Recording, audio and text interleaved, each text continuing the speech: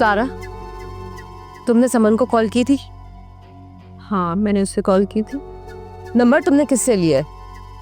अभी आप उसका इतना जिक्र करती थी तो मैंने सोचा बात कर लेती हूँ, थोड़ी जान पहचान हो जाएगी। वैसे भी तो कुछ दिनों में पाकिस्तान आ रही है ना वो। मैं क्या पूछ रही हूँ सारा, तुमने नंबर मेरे मोबाइल से लिया है? जी बिल्कुल। बहुत गलत बात है ये तुम क्या हरकतें करती फिर रही हो? ये एक घरेलू औरत को सूट करता है कि वो इस तरह घर में चोरी छुपे ये हरकतें करे? आप ही अगर मैं आपसे नंबर मांगती तो शायद आप मुझे ना देती। तो मैंने सोचा आपका मोबाइल घर पे रखा, मैं उससे बात कर लेती हूँ। मैं क्यों मना करती तुम्हें? मुझसे मांग लेती नंबर। अब क्यों बात को इतना बढ़ा रही हैं? छोटी छोटी बातों पे लेक्चर देना शुरू कर देती हैं। मैंने जस्ट बात की है उससे।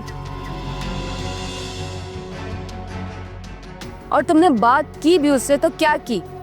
इस बारे में उससे बात करने की क्या जरूरत थी तुम्हें? क्यों, क्या हो गया आप ही? किसी लड़की से उसकी शादी के बारे में पूछना मना है क्या? आप भी तो इतने अरसे से उसके साथ शादी के बारे में डिस्कस करती हैं ना। मैंने कर लिया तो क्या हो गया?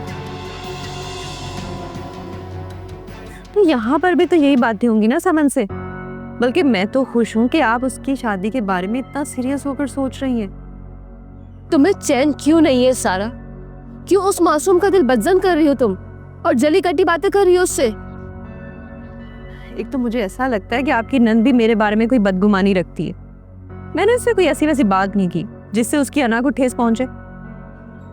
क्यों क्यों तुम अपने रास्ते में कांटे बोए चली जा रही हो? तुम्हें इस बात की जलन है ना कि वो यहाँ पर आ रही है? नहीं आप ही, मुझे जलन इस बात की नहीं है कि वो यहाँ आ रही है।